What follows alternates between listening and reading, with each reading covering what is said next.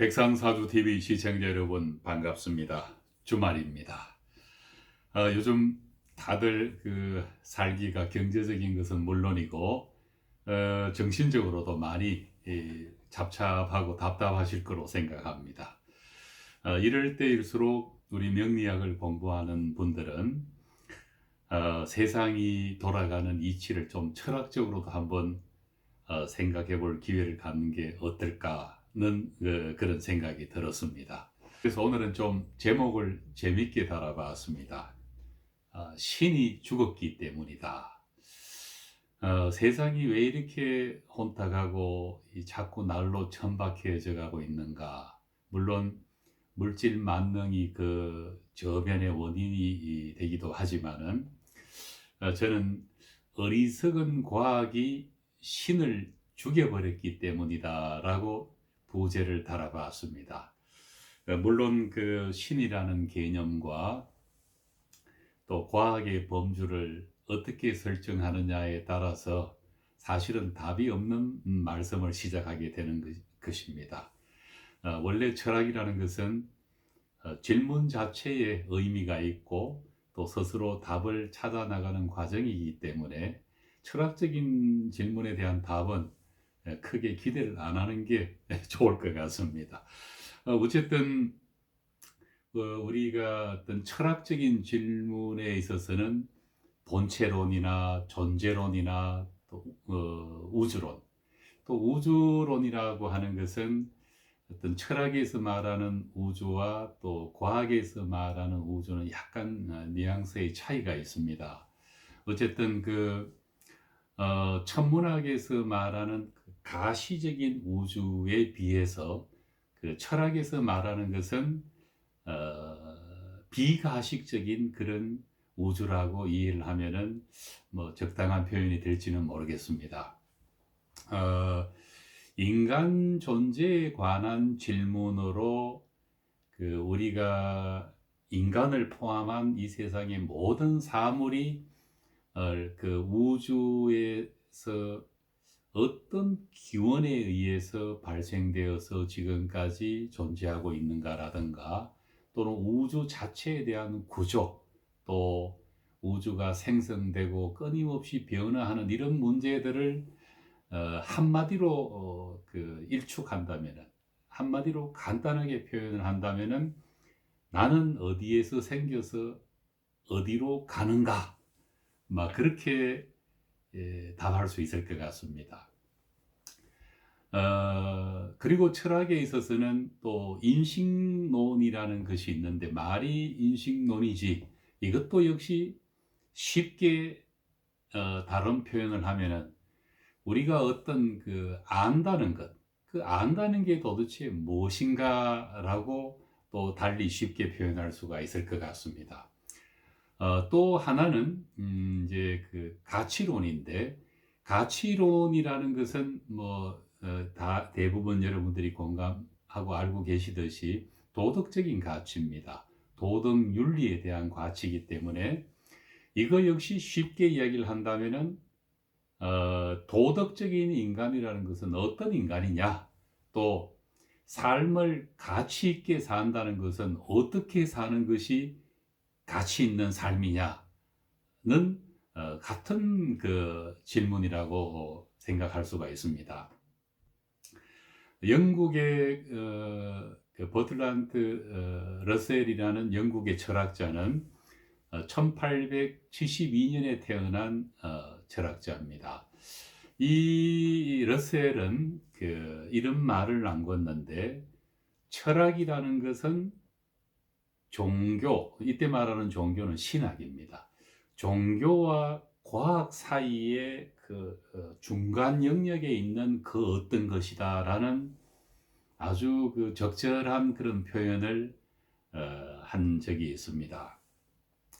철학과 또는 신학과 과학, 이 중간 어딘가에 뭔가 우리가 철학이라는 어떤 영역이 또는 거기에 대한 물음에 답이 있다라는 의미로 이해를 할 수가 있습니다. 또 이 러셀은 유명한 저서 중에 행복의 정복이라는 독특한 제목의 그런 저서를 남겼는데, 그 아주 첫 시작되는 그 책 부분의 제목에 자기 안에 갇힌 사람, 자기 안에 갇힌 사람이라는 표현을 써놓았습니다. 진정한 자라는 것은 그 자기를 가두어 두는 그 어떤 자기 중심적인 사고에서부터 벗어나서 자유로울 때 비로소 우리 인간의 가치가 한낱 아주 보잘것없는 존재라는 것을 자각하게 되고, 그 순간부터 불행의 그 불행의 어떤 정체, 불행의 원인을 정확하게 이해할 수 있게 되고, 그렇게 함으로 인해서 갇혀 있는 자기로부터 자유로워질 수 있고 해방될 수 있다는 것입니다. 여기서 이제 자기 마음이라는 자기 중심적인 마음은 조장하는 것을 바로 러셀은 감정이라고 지적하고 있습니다. 달리 말하면 우리 명리학에서도 이야기하듯이 자기 자신을 가두어 놓는 것은 자기의 마음인데, 그 마음 중에서도 감정이라는 마음에 갇혀 있을 수 있다는 것입니다. 그것으로 인해서 인간은 철저하게 자기 안에 갇혀버린다는 것입니다. 여기로부터 벗어날 때 러셀은 우리 동양 철학에서 말하는 것처럼 비로소 자유로워질 수 있다는 것이고, 이때 말하는 자유는 다양한 표현으로 표현이 가능합니다. 뭐 도를 득했다라든지 뭐 여러 가지 동양 철학에서 보여지는 그런 글자와 크게 다르지가 않습니다. 또 러셀에 의하면은 인간의 그 이성 또는 이성적 사고에 의한 그런 어떤 확고부동한 그런 이해를 그 과학의 범주에 넣었고, 또 독당 또는 뭐 직관이랄까 자기 주의 주장에 의한 어떤 생각을 일방적으로 어떻게 주장하게 되는 그것을 종교의 범주에 넣었습니다. 이때 말하는 종교는 좀 더 생각하면서 짚어봐야 하는 그런 개념입니다. 그래서 철학은 그 어떤 형태의 형자입니다. 형태 너머에 있는 그 어떤 그 형이 상학적인 그런 세계를 다루는 것이고, 또 인간의 이성적인 상식적이거나 어떤 감정에 치우치지 않는, 뭐 말하자면은 그 과학적인 사고랄까 합리적인 사고를 통칭하는 그런 이성적 사고에 기반을 둔 정신적인 활동 세계를 우리가 형이하학이라고 설명할 수 있습니다. 그것을 같이 겸하지 않으면 안 된다라고 이야기를 하고 있습니다.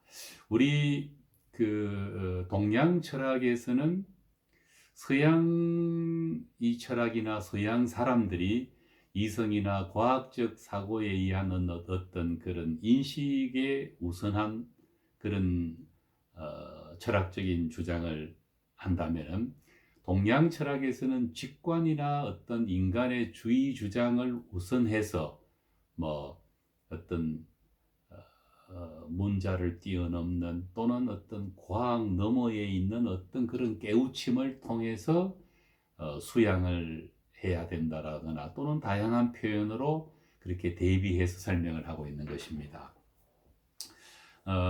그래서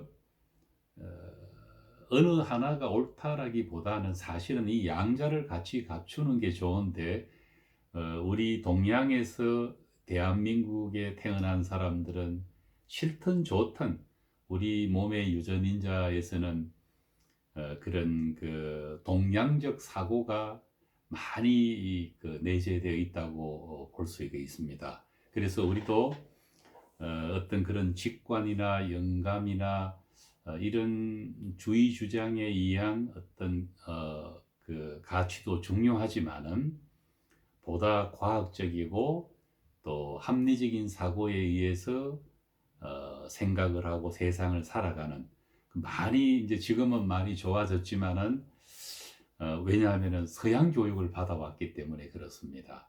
그러나 그러는 동안에 또 우리가 놓쳐버린 것은 동양 철학의 가치를 소홀히 한 면도 있습니다. 어, 제목으로 다시 돌아가겠습니다. 신이 죽었다라고 이야기를 했습니다. 종교를 가지고 계시는 분들은 깜짝 놀라서 뭐라고 하실지 모르겠습니다만은 저는 그 신이라는 개념은 종교에서 말하는 맹목적인 어떤 유일신 개념의 믿음의 대상인 신도 당연히 신을 설명할 수 있는 제1의 그 설명이라고 생각합니다. 그러나 제가 말씀드리는 그 신은 그 어떤 우주 법계의 자연스러운 어떤 질서에 의해서 변하고 소멸했다가 다시 생성되는 이런 있는 그대로의 어떤 세계를 그 신의 세계라고 설명하는 것이 가능하다고 생각합니다. 뭐 천문학적인 신이라든가 또는 과학의 신이라고 할 수도 있겠고, 또 어쩌면은 불교에서 말하는 그 우주 법계, 전천 대법계라고도 설명할 수가 있을 것 같습니다. 그래서 제가 신이 죽었다라는 것은 전자에 의한 설명보다는 후자에 의한 설명인데, 그 어떻게 신이 죽을 수가 있느냐? 당신이 말하는 신이라는 것은 죽지도 않고 살지도 않는 것이 아니냐? 이렇게 반문하실 거라고 생각합니다. 그런데 제가 여기서 제한적인 이제 신의 설정을 해보고자 합니다. 우리는 마치 과학을 그 신의 영역으로 편입해서 잘못 이해하고 있는 게 아닌가라는 생각이 들었기 때문에 우리가 막연히 생각해오는 어떤 미신이 아닌 어떤 뭔가 과학을 맹신하는 가운데 그것을 신의 개념으로 부지불식간에 받아들이고 있는 게 아닌가라고 반문을 해보았던 것입니다. 그래서 과학 만능주의, 물질 만능주의 이런 세계에서 우리가 살아가다 보니까 그 신은 처음부터 살아있지도 않았을 뿐더러 이미 죽은 것입니다. 죽은 것이라고 말할 수가 있는 것입니다. 그래서 신이 죽었기 때문에 어리석은 과학에 의해서 마치 신처럼 포장된 그 과학이 결국은 시작부터가 잘못된 개념이었다는 것입니다.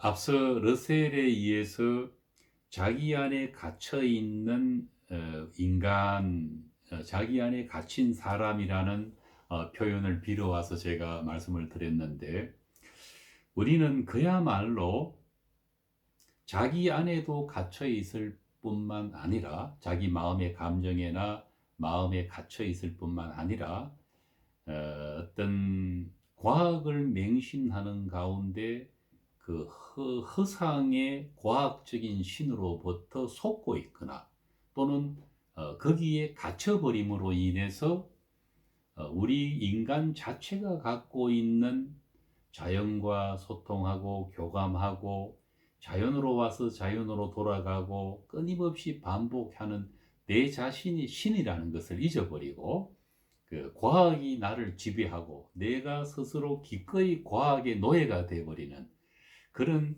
어리석은 현대인이 되어버렸다는 의미입니다.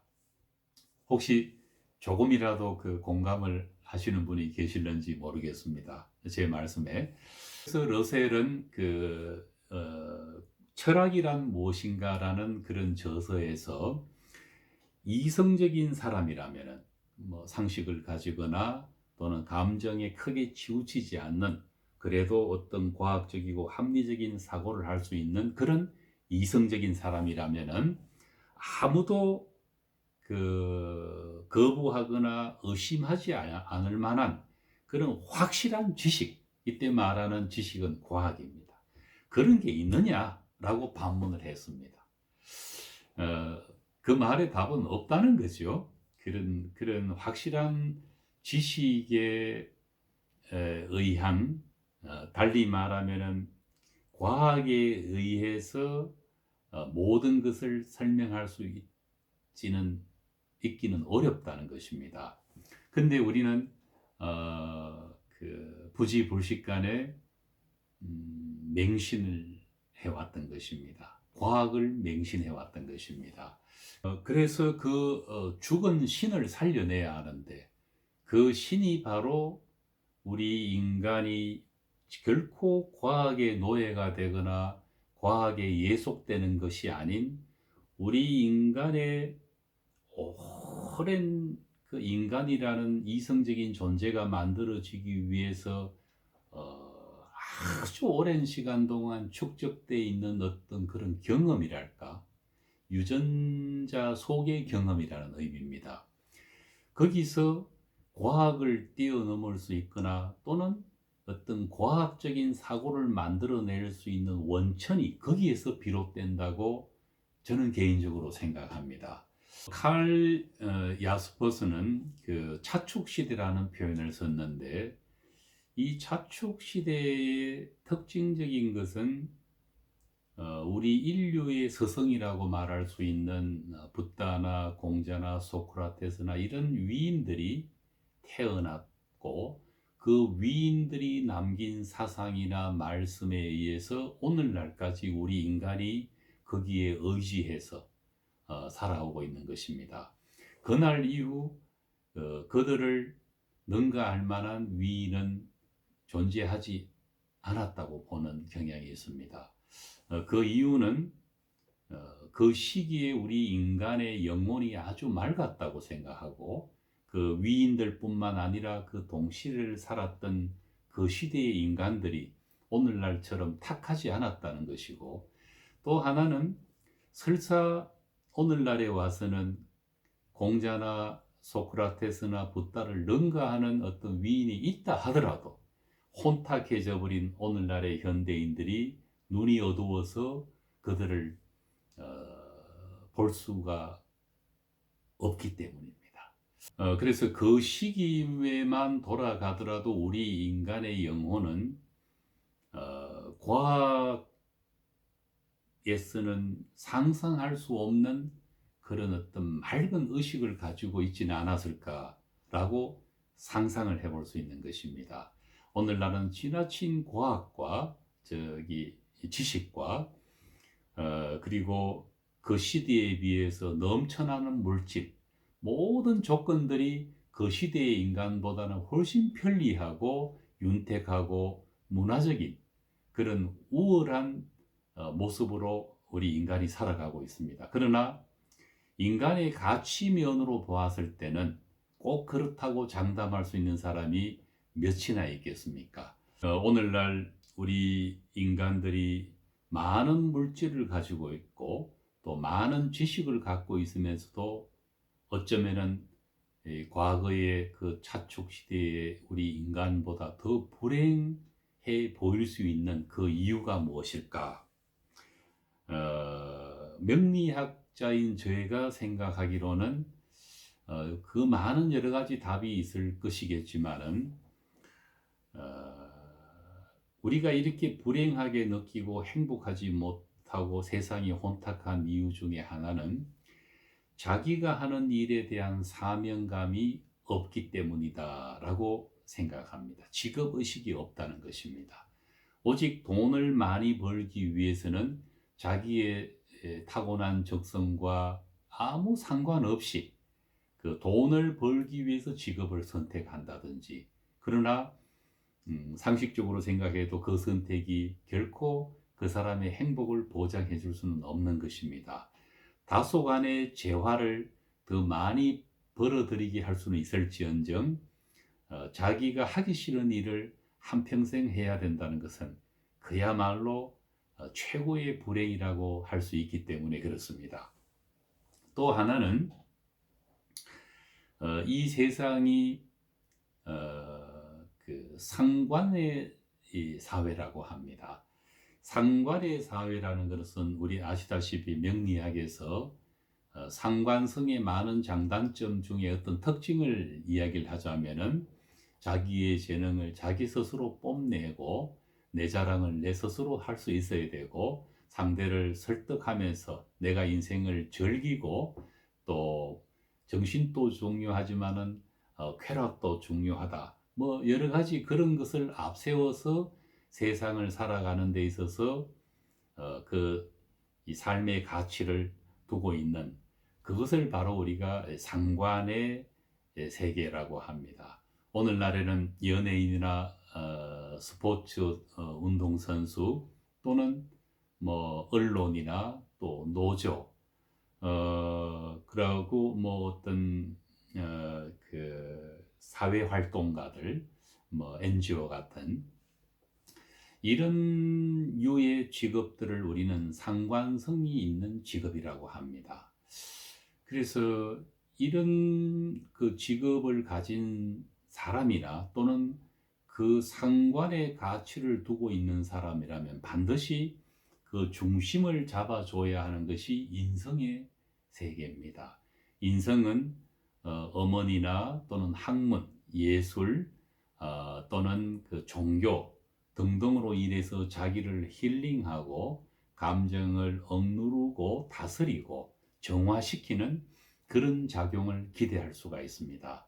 그래서 요즘과 같은 상관의 시대일수록 어떤 자기가 마음을 다스릴 수 있는 어떤 책을 가까이 한다든지 명상을 한다든지 또 건전한 종교 활동을 한다든지 또는 자기가 몰입할 수 있는 어떤 서예나 모형이나 그림을 그린다든지 하는 다양한 그런 편인 또는 정인의 그런 특장점들을 끌어와서 상관을 억누르고 균형을 맞추자고 하는 것에서 이제 행복의 실마리를 얻을 수 있는 것입니다.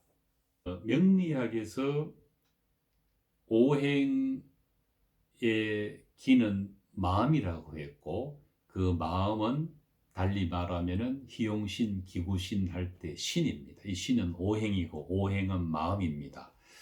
그래서 우리가 기구신에 사로잡히든 희용신에 사로잡히든 그 마음에 사로잡혔다는 것 자체가 우리 인간이 가지고 있는 신을 제대로 쓰지 못하고 러셀의 말처럼 자기 안에 자기를 가둬 넣어버리는 것입니다.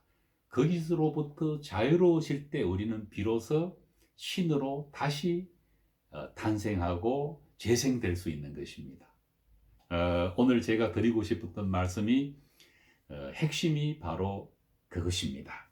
그래서 제목에서 신이 죽었다라는 그 아주 파격적이고 자극적인 제목을 달았지만은 사실은 명리학적으로 볼 때 우리가 우리를 너무 많이 죽여왔고 우리 안에 있는 신이 곧 내 마음이기 때문에 그 마음이 갇혀 있고 그 갇혀 있는 마음을 자유롭게 해줌으로 인해서 스스로의 불행에서부터 벗어날 수 있고 행복해질 수 있는 답을 얻을 수 있는 것입니다.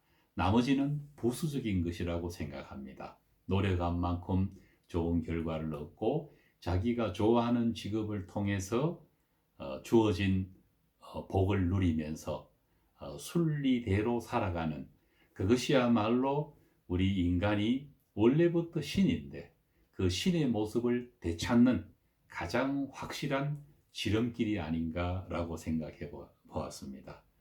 우리 모두 동물과는 다른 아주 이성적이면서 그런 어떤 지구의 생명체보다도 더 밝은 눈과 밝은 귀와 밝은 어떤 영감을 가지고 거기에다가 이성적인 사고를 할 수 있는 인간으로 태어났다는 그런 그 자체가 축복임을 알고 오직 우리가 과학적이든 종교적이든 원래 우리가 가지고 있는 그 신의 모습을 되찾기 위해서 부디 그 감정을 잘 다스리고 하는 그런 노력을 해야 할 거라고 생각합니다.